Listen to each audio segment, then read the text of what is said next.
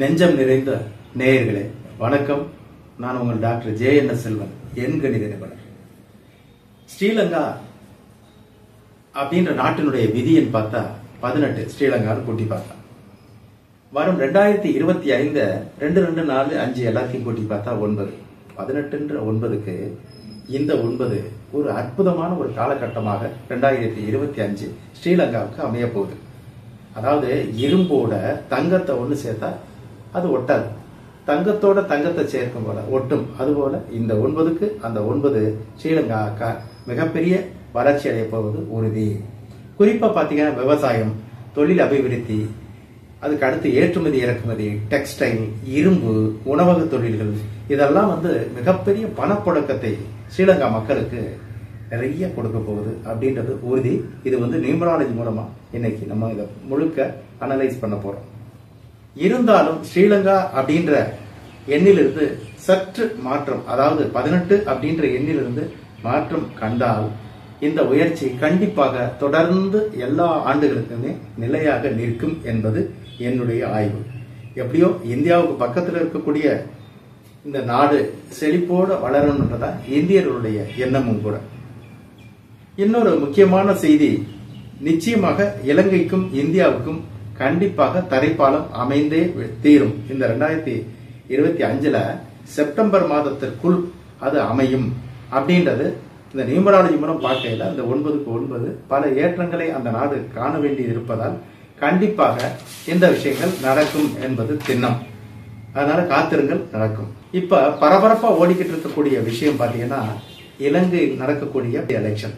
இதுல யாரு வெற்றி பெறுவார் அப்படின்றது நீங்க மட்டுமில்ல, நான் மட்டுமல்ல, பக்கத்து நாடுகள் மட்டுமல்ல, உலகமே எதிர்பார்த்து காத்து கொண்டிருக்கிறது. அந்த அளவுக்கு ஸ்ரீலங்கா புகழ்பெற்று இந்த எலெக்ஷன்ல தெரியுது. இந்த ரன்ல யார் வெற்றி பெற போறாங்க அப்படின்றத முழுமையா இந்த காணொலியில் காணப்போகிறோம். சஜித் பிரேமதாசா இவருடைய அதாவது பெயர் எண் பாத்தீங்கன்னா 44-8, பிறந்த நாள் 12/1/1967.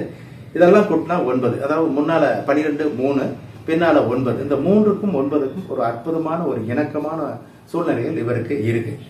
அதுக்கு அடுத்து இவருடைய கட்சியினுடைய பெயர் சமகி ஜனா பாலவேகேயா அப்படின்றது. கட்சியினுடைய பேருடைய கூட்டுத்தொகை பாத்தீங்கன்னா 9. ஏன்னா இவருடைய பிறப்பு என்னுடைய எல்லா எண்ணையும் கூட்டினா விதி என்னுடைய கூட்டுத்தொகை 9, கட்சியினுடைய கூட்டுத்தொகை 9. ஒரு அற்புதமான ஒரு காம்பினேஷன் இவருக்கு. சஜித் மிகவும் நேர்மையான மிகவும் கோபக்காரராக இருப்பார். கண்டிப்பாக நேர்மைக்கு பங்கம் வந்தால் யாரா இருந்தாலும் சரி தொலைத்து விடுவார், அதுல மாற்றமே இல்லை. அவருக்கு மிகவும் நெருக்கமானவர்களா இருந்தா கூட அந்த தொலைக்கிறதுல ரொம்ப ஆர்வமா இருப்பார். இவர் பிறப்பு எண்ணிற்கும் விதி எண்ணிற்கும் 9க்கும் சாதகமான எண்ணில் இவர் கட்சி அமைந்திருந்தாலும் கூட இவருடைய பெயர் என்ன பாத்தீங்கன்னா 44-8 அமைஞ்சிருக்கு. இருந்தாலும் இவர் பாத்தீங்கன்னா அரசியல் முன்னேற்றம் காண முடியவில்லை. பல முயற்சிகள் எடுக்கிறாரு, முன்னேற்றம் காண முடியவில்லை. இதுக்கு காரணம் அவருடைய பெயர் எண் 44 என்ற 8ஆம் எண் தான் காரணம் என்று நியூமராலஜி மூலம் நாம அவருக்கு சொல்றோம். இவருடைய விதி எண்ணான 9ற்கும் சிறிதளவும் செயல்பட முடியாத இந்த 44 என்ற 8ற்கும் அறவே இணக்கமற்ற சூழ்நிலை இருப்பதால் இவர் சற்று பின்னடைவாகவே இருக்கிறார். அரசியலிலும் சரி, அவர் எல்லா விஷயங்களிலும் சரி. அதுக்கு அடுத்தபடியாக பார்த்தா அடுத்த வேட்பாளர், அதாவது 3 வேட்பாளர்களை தான் மெயினா நம்ம இப்ப எடுத்துக்க போறோம். Mister Ranil, mister Sajith, mister Anura. இந்த 3 வேட்பாளர்கள் அடுத்து நம்ம சஜித்தை பார்த்துட்டோம். அதுக்கு அடுத்தபடி அனுரா குமார திசநாயக்கே அப்படின்றவருடைய அந்த பேருடைய கூட்டுத்தொகை 58-4, வயது ஏறக்கூடிய 55 ஆகுது. இவர் பேசுனத அவர் நினைச்சது செயல்படுத்தணும்ன்றத குறியா இருப்பாரு. ஏன்னா அந்த 58 என்ற அந்த 4ஆம் எண் கொஞ்சம் கராரா பேசும். அதுக்கு அடுத்தபடி இவருடைய பிறந்த நாள் பாத்தீங்கன்னா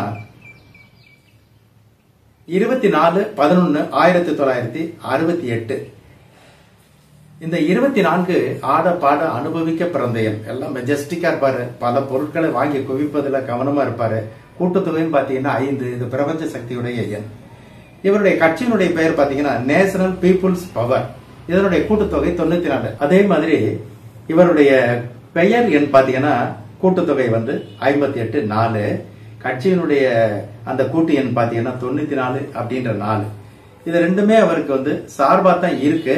இருந்தாலும் எல்லாத்துலயுமே இவர் சொன்னதைத்தான் மற்றவர்கள் கேட்கணும் அப்படின்றது மட்டும் பப்ளிக்கு கொஞ்சம் ஒரு மாதிரி ஒரு அன்ஈசியா இருக்கு. அதை மட்டும் இவர் குறைச்சிக்கிட்டாருன்னா நல்லது. அனுர குமாரநாயக்கனுடைய வருங்காலம் மிகப்பெரிய வெற்றியா தெரியுது இவருக்கு. ரணில் விக்ரமசிங்கே போன்று இவரும் 24ஆம் தேதி பிறந்திருக்காரு, எல்லாத்தையும் கூட்டினா 5. அவரும் பாத்தீங்கன்னா 24ஆம் தேதி பிறந்திருக்காரு, எல்லாத்தையும் கூட்டினா 5. இப்ப இந்த 2 எண்ணும் இணக்கமா இருக்கிறதுனால வருங்காலத்துல இவங்க 2 பேரும் சேர்ந்து ஒரு இணக்கமாகி ஒன்றா பயணிக்கிறது கூட வாய்ப்பு நிறைய இருக்கு. இதனால காலப்போக்கில் இணைவதால நாட்டுக்கும் நல்லது, அவர்களுக்கும் நல்லது அப்படின்றது மாதிரி மக்கள் விரும்ப ஆரம்பிச்சிருவாங்க. இந்த தேர்தலில் இளைஞர்களுடைய எழுச்சி நாயகனாக அனுரா திகழ்வார். அதுல எந்தவித மாற்றமும் இல்லை. இவருடைய பேச்சு மிகப்பெரிய அளவுல அங்கே பிரளயமா வரப்போகுது அப்படின்னு தான் சொல்ல முடியும். அந்த அளவுக்கு இவருடைய எண் சிறப்பா இருக்கு. வருங்காலம் மிகவும் பிரகாசமா இருக்கிறதுனால மக்கள் மனதுல நீங்காத இடம்பெற்றும் அளவிற்கு இவருடைய கட்சி உருவெடுக்கும். அதாவது பெரிய ஒரு அமைப்பா கண்டிப்பாக உருவெடுக்கும். அதனால அடுத்து வரும் 5 ஆண்டுகள்ல கழித்து வரக்கூடிய எலெக்ஷன்ல அனுராவிற்கு மிகப்பெரிய வெற்றி காத்து கொண்டிருக்கிறது அப்படின்னே சொல்லலாம். சரி, இப்ப நம்ம சஜித் பிரேமதாசாவை பத்தி பார்த்தோம், அனுரா குமாரதாச திசாநாயக்கவை பற்றி பார்த்தோம். இப்ப நிறைவா இந்த ரன்னுல வெற்றி பெறக்கூடியது யாரு அப்படின்றத பார்ப்போம். அதுல இப்ப இந்த ரன்னுல ஃபைனலா இவரை பத்தி நம்ம அனலைஸ் பண்ண போறோம். மிஸ்டர் ரணில் விக்ரமசிங்கே. இவருடைய பெயர் பார்த்தா ரணில் விக்ரமசிங்கே அப்படின்னு 54 அப்படின்ற 9ஆம் எண்ணில் இருக்கு. இது ஒரு வெகு சிறப்பான எண். 54 அப்படின்றது ஒரு சிறப்பான எண். பிறந்த நாள் பாத்தீங்கன்னா 24/3/1949 பிறந்திருக்காரு. அனுரா எப்படி 6ஆம் எண் 24னா 6, எல்லாத்தையும் கூட்டினா 5. அது மாதிரி இவருக்கும் 24 6, எல்லாத்தையும் கூட்டினா விதி எண் 5. இப்ப 75 வயதாகிறது மிஸ்டர் ரணில் அவர்களுக்கு. சுயேட்சையா இப்ப களம் காண்கிறார். அது ஒரு பெரிய விஷயம். அதாவது எல்லாரும் ஏற்கனவே உள்ள கட்சி சின்னங்கள்ல போட்டிடுறாங்க. இவர் சுயேட்சையா களம் காண்றது ஒரு பெரிய ஒரு திருப்பு முனையாக இவருக்கு அமைய போகுது. இவருக்கு எலெக்ஷன் கமிஷனால ஒதுக்கப்பட்ட சின்னம் பாத்தீங்கன்னா கேஸ் சிலிண்டர். 1977 நடந்த எலெக்ஷன்ல யுஎன்பி மூலமா இவர் எம்பி ஆகி முதலாக இலங்கையினுடைய இளம் அமைச்சராக பதவியேற்கிறார். இது ஒரு பெரிய விஷயம். 1983 முதலாக பிரதமர் ஆகிறார். கடந்த காலகட்டத்தில் 6 முறை இவர் பிரதமரா பதவி வகிச்சிருக்காரு. ஆனா எந்த ஒரு காலத்தையும் முழுமையா அவர் அந்த 5 ஆண்டுகள் அல்ல 4 ஆண்டுகள் நினைக்கிறேன் இலங்கையில அந்த ஆண்டுகளை இவர் பிரதமரா முழுமையா அனுபவிச்சதில்லை. ஏன்னா இடைக்காலம், அந்த முற்காலம், பிற்காலம் இப்படித்தான் வருவாரு. இதுக்கு இப்ப பாத்தீங்கன்னா இப்ப இருக்கிறது கூட இவர் ஒரு நாமினேட்டட் ஜனாதிபதியா தான் இருக்காரு. முன்னால பிரதமர் 6 முறை இருந்திருக்காரு, இருக்க முடியல. இந்த ஜனாதிபதியும் பாருங்க யாரையோ ஒருத்தர் தூக்கி வைக்கிறதுக்கு பதிலா இவரை மஹிந்த ராஜபக்ஷ தூக்கி வச்சது மாதிரி வச்சிருந்தாங்க. இதுக்கெல்லாம் காரணம் பாத்தீங்கன்னா ரணில் அப்படின்ற பேர்ல நில் NIL அப்படின்ற ஒரு சொல் ஒலி புரோனாலஜி வருது. இந்த நில்லுன்றது அப்பப்ப நிறுத்தி வர தடை போட்டுரும். இப்பொழுது டிப்ஸாக வழங்கப்பட்ட ஜனாதிபதி தான் இவர். அந்த மாதிரி தான் இருக்காரு. இந்த எலெக்ஷன் தற்போது நடைபெற உள்ள எலெக்ஷனுடைய டேட் பாத்தீங்கன்னா 21/9/2024. இந்த தேதி ரணிலுக்கு கடும் நெருக்கடியான ஒரு தேதியா தான் இருக்கு. அதாவது எலெக்ஷன் டேட் எப்படி நெருக்கடி அப்படின்னா வேட்பாளர்கள், அதாவது சஜித்தினாலேயும் அனுரானாலேயும் மிகப்பெரிய ஒரு இடைஞ்சலை இவங்களுக்கு ஏற்படுத்துற மாதிரி தான் தெரியுது. சென்ற ஆண்டுகள்ல நாட்டினுடைய பொருளாதார ஏற்றத்தை நிலைப்படுத்திய பெருமை ரணில் விக்ரமசிங்கேவுக்கு நிச்சயமா இருக்கு. இதனால மக்கள் மனதில் இவர் நீங்காத இடம் பெற்றிருக்காரு அப்படின்னு கூட சொல்லலாம்.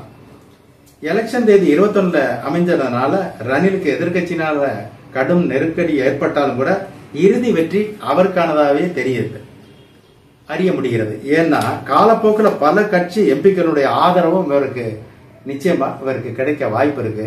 அதனால இந்த ரணிலே வெற்றி பெறுவார் என்று நியூமராலஜி மூலம் அறியலாம். என்னுடைய ஆய்விலிருந்து இந்த செய்தியை உங்களுக்கு கொடுத்திருக்கேன்.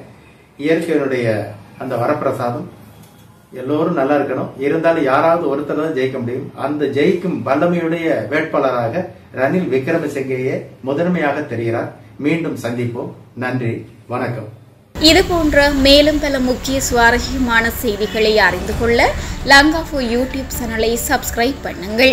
எமது செய்திகள் உடனடியாக கிடைக்க பெல் பட்டனை அழுத்துங்கள். அத்தோடு எமது செய்திகளை மற்றவர்களும் பார்வையிட ஷேர் செய்யுங்கள். நன்றி.